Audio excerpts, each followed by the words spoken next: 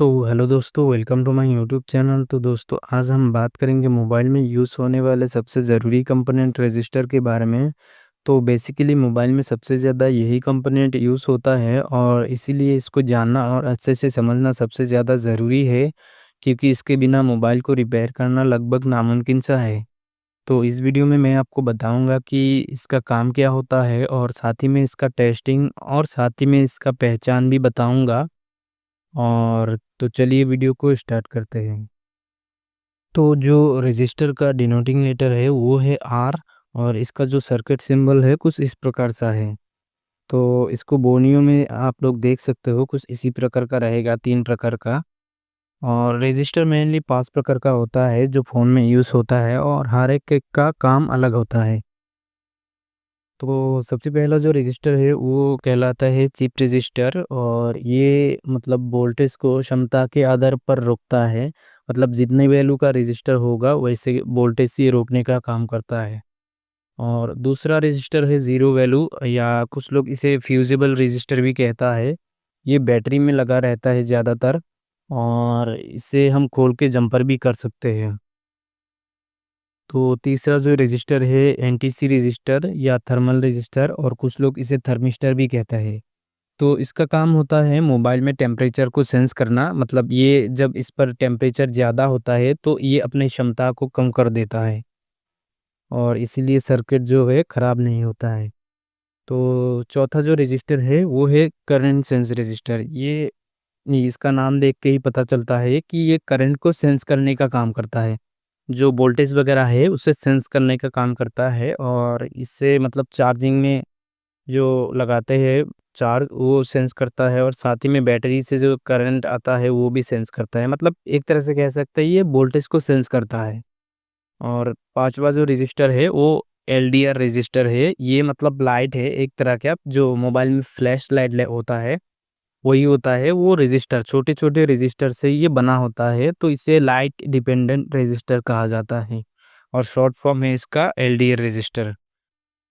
तो इसका जो वैल्यू होता है, मतलब ये इसका जो यूनिट होता है उसे ओम्स में नापते हैं, और 1000 ओम्स मतलब इक्वल्स टू 1 किलो ओम्स, और 1000 किलो ओम्स मतलब 1 मेगा ओम्स।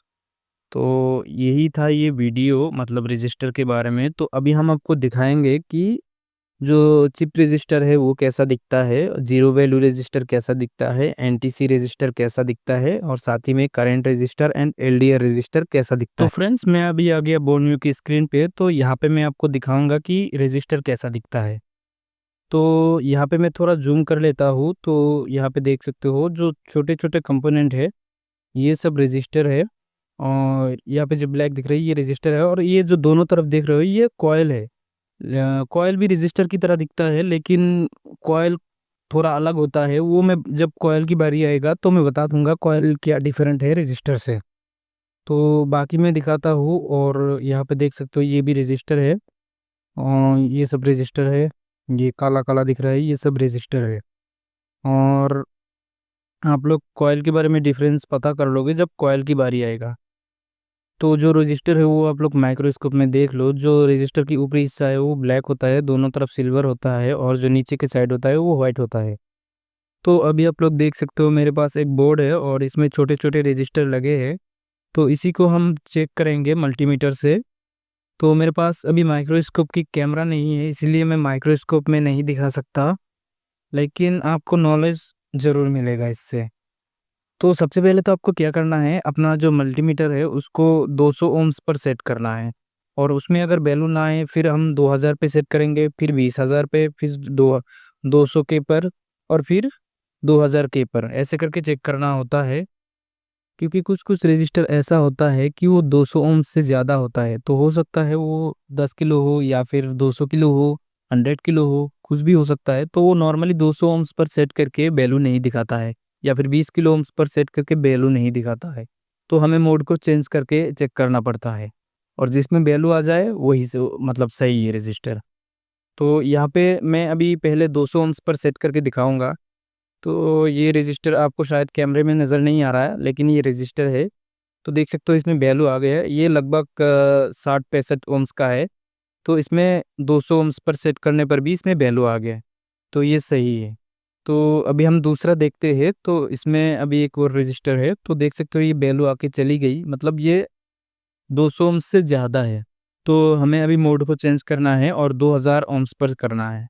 तो यहाँ पे देखिए चेक करते हैं, तो देख सकते हो ये यहाँ पे भी वैल्यू आके चली गई, यानी अभी 20 किलो ओम्स पर सेट करना है।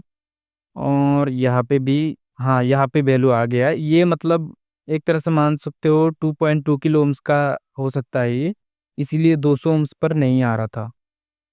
तो 20 किलो जब सेट किया ये आ गया। अभी इससे भी नहीं होता तो हम 200 किलो ओम्स पर सेट करते हैं और फिर 2000 किलो ओम्स पर सेट करते हैं। तो आई होप आपको समझ में आ गया होगा। तो अभी हम देखते हैं टेम्परेचर रजिस्टर या फिर थर्मिस्टर भी कहते हैं कुछ लोग। तो अभी हम खोल लेते हैं बोर्नियो को और यहाँ पे हम रेडमी 5A वाला बोर्ड खोल लिया। तो इसमें यहाँ पे देख सकते हो, यहाँ पे एक वो थर्मल रजिस्टर लगा है या फिर टेम्परेचर रजिस्टर लगा है और यहाँ पे एक रजिस्टर लगा है। तो इस पर क्या होता है, जब ये हीट होता है या फिर इस पर जब हीट पड़ता है तो ये इसका वैल्यू कम कर देता है, जिससे सर्किट सही रहता है। और ये खराब होने पर मोबाइल में टेम्परेचर रिलेटेड इशू आ जाता है, तो हमें ये देखना होता है। और ये बोर्नियो में आसानी से मिल जाता है। तो ये भी हो गया और इसका भी चेकिंग मतलब सेम ही है, मल्टीमीटर को ओम्स रेंज पर सेट करके चेक करना होता है। तो आई होप आपको समझ में आ गया होगा। तो बाकी जो 3 रजिस्टर है उसको हम बाद में देख लेंगे, क्योंकि वीडियो बहुत ही ज़्यादा लंबा हो जाएगा।